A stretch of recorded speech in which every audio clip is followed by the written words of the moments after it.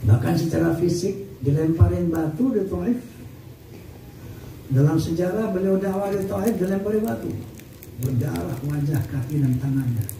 Jibril alaihissalam yang selalu mendampingi beliau kemanapun beliau berjalan, berbisik, ya Muhammad, angkat tanganmu kepada Allah, minta mereka diazab sebagaimana para nabi terdahulu.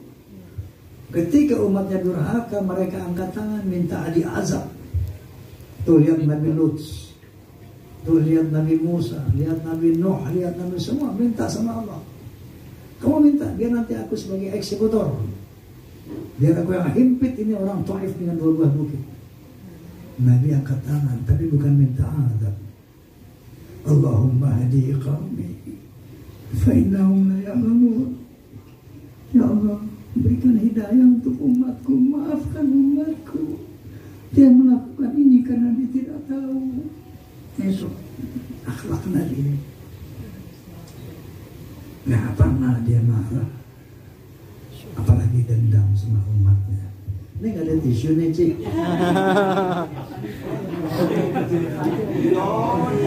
Baik. Baik lagi makan di kue punya. Sudah tahu orangnya baru dikit air matanya biar agak banyak. Emang kalau dibicara Allah jadi sensitif kita, insya Allah. Nah itu akhlak Nabi kepada sesama manusia, akhlak Nabi kepada hewan. Beliau ketika mau sholat, sorbannya ditidurin kucing. Demi tidak membangunkan nyenyaknya tidur kucing, digunting, diambil potongannya. Sabala, mau kena lu ditidurin kucing.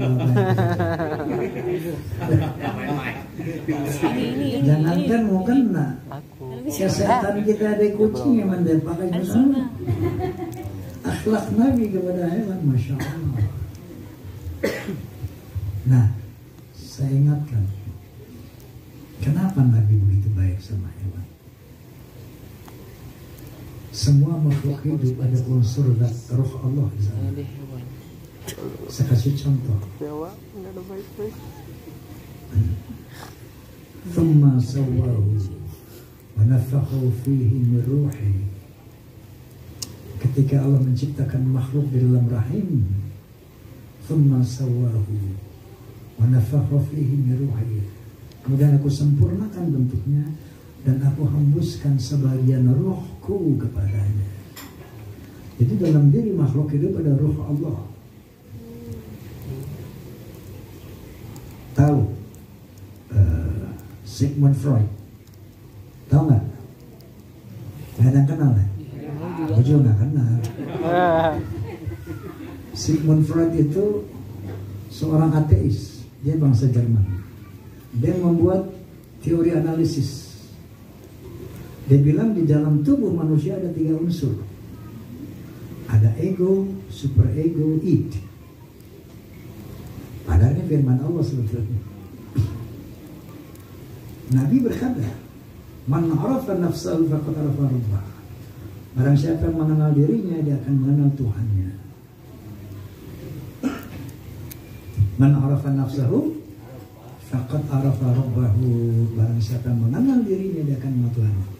Jadi sebelum mengenal Tuhan, kenali dulu siapa kamu, siapa kita. Ya, oke. Sigmund Freud bikin analisa psikologis. Dalam badan kasar ini ada 3 unsur. Pertama ego. Ego itu aku. Kalau di sini nih, saya mau tanya, yang Anda lihat yang pegang mikrofon siapa? Siapa jawab? Salah. Bukan Rhoma Irama, ini aparatur Rhoma Irama. Yang Anda lihat, tangan, kaki, mata, kuping ini adalah aparatur Rhoma Irama. Tunduk atas perintah Roma yang ada di sini. Itulah aku, ego. Ya. Yang kedua, id. Apa itu id? Potensi negatif dalam tubuh manusia ada id. Syaitan dalam bahasa agama. Yang ketiga, super ego, potensi positif. Nah ini dalam unsur agama Allah. Maka dalam satu firman Allah berfirman, wa nafsu wa ma sawwaha fa'alhamaha fujuraha wa taqwaha. Demi penciptaan manusia dan penyempurnaannya, maka aku ilhami manusia dengan potensi fujur, durhaka, dan potensi takwa. Jadi manusia diilhami, aku diilhami. Aku yang ada dalam badanmu itu aku, ego. Diilhami dengan potensi positif dan potensi negatif. Potensi negatif itu yang dibilang id oleh Sigmund Freud. Syaitan yang kerjanya alladzi yuwaswisu fi sudurin nas, yang berbisik-bisik di dalam hati manusia. Minal jinnati wan nas, dari bangsa jin dan bangsa manusia. Jadi setan itu bentuk action dari jin, iblis, atau manusia. Jadi kalau kita lagi puasa nih, ya tengah hari bolong, orang nggak ada apa yang nggak ada di kulkas, ada jeruk sama limun. Ini mah kagak ada yang lihat bro, ajar udah. Nah, itu setan. Ngapain puasa di bohongin Arab lo? Itu setan. Ya, entah berupa bisikan atau berupa ucapan seorang manusia. Ketika dia berbisik, ngapain lu puasa? Ini orang nih, tunjuk hidungnya, setan. Setan. Jadi setan itu bangsa jin dan bangsa manusia yang memprovokasi manusia untuk berbuat jahat. Itu setan. Paham sampai di sini? Udah kenal diri kita? Udah tahu yang mana? Ini yang suruh ngambil gelas, ini si Roma nih. Tuh, Rom, minum Rom. Nah ini Roma nih.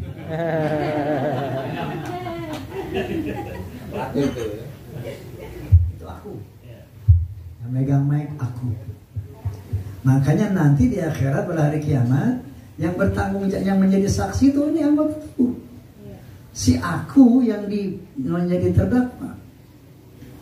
Al-yawma nakhtimu ala afwahihim wa tukallimuna aydihim wa tashhadu arjuluhum bima kanu yaksibun.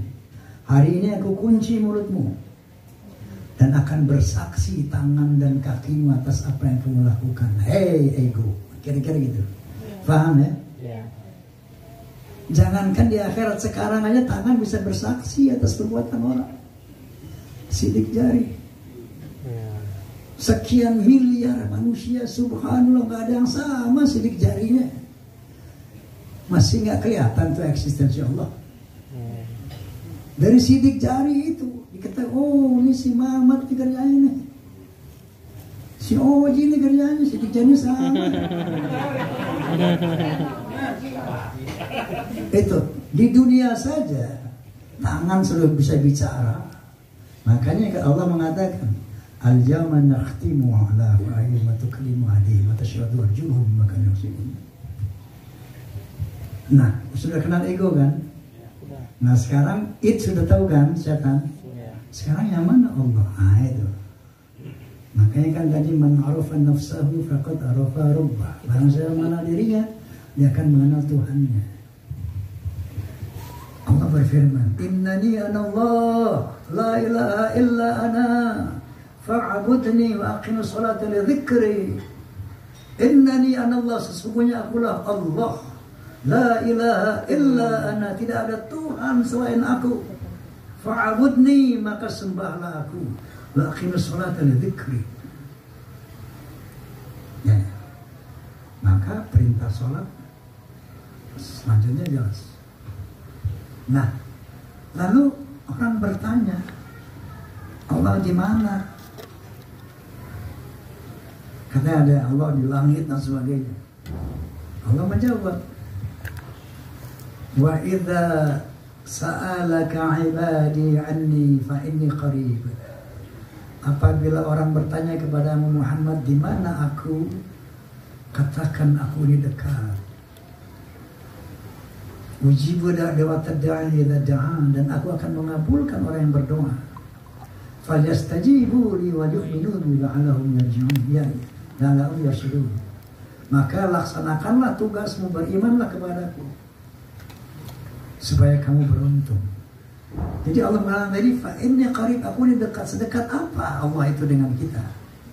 Dalam firman yang lain Allah berfirman, wa laqad khalaqnal insana wa na'lamu ma tuwaswisu bihi nafsuh wa nahnu aqrabu ilaihi min hablil warid. Sesungguhnya akulah yang menciptakan manusia dan aku tahu apa yang dibisikkan hatinya, karena aku lebih dekat kepada manusia itu dengan urat lehernya daripada manusia itu dengan urat lehernya. Aku lebih dekat. Perhatikan, ini Roma di dalam urat leher Roma dengan si Roma itu masih jauh, masih berjarak. Ternyata Allah mengatakan aqrabu ilaihi min hablil warid, aku lebih dekat kepada kamu daripada kamu dengan urat lehermu. Itulah unsur Allah. Unsur Allah. Jangan bayangkan Tuhan duduk di sini. Unsur eksistensi Allah. Udah kenal Allah? Udah mengenal Allah belum? Belum. Oke. Tadi kan kita udah kenal ego. Sekarang itu tuh tahu kan? Bisikan negatif. Mencari Allah kan sekarang. Tadi Allah kan bilang, walaqad khalaqnal insan wa na'lamu ma tuwaswisu bihi nafsu. Akulah yang menciptakan manusia, maka aku tahu apa yang dibisikkan hatinya. Kenapa? Wa nahnu aqrabu ilaihi min hablil warid. Karena aku lebih dekat kepada manusia itu daripada manusia itu dengan urat lehernya. Ini yang dimaksud Sigmund Freud. Dalam badan manusia ini ada ego, super ego, id. Super ego itu Allah, yang Allah nanti aku lebih dekat kepada Andre daripada Andre dengan urat lehernya. Faham udah? Faham belum nih? Udah yakin keberadaan Allah? Yakin. Nah itu. Itulah tujuannya ngaji. Untuk tahu siapa diri kita, siapa syaitan, siapa Allah. Oke? Jadi Allah itu tidak boleh dihayalkan. Karena diiman. Karena kenapa? Allah berfirman, laisa kamitslihi syai'un. Allah tidak seperti apapun dan tidak seperti siapapun. Kita bisa melihat, bisa mendengar, itu karena ada ruh Allah dalam kita. Tadi ayat itu, thumma sawwahu wa nafakhu fihi min ruhi wa ja'ala lakumus sam'a wal absara wal af'idah.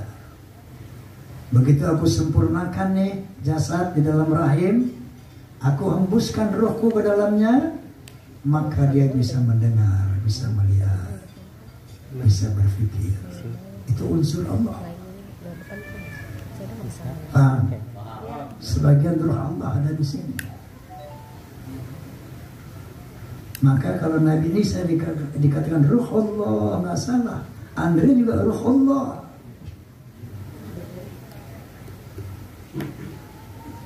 Ruh Allah, ada ruh Allah dalam kita. Jangankan dalam kita, kucing aja ruh Allah.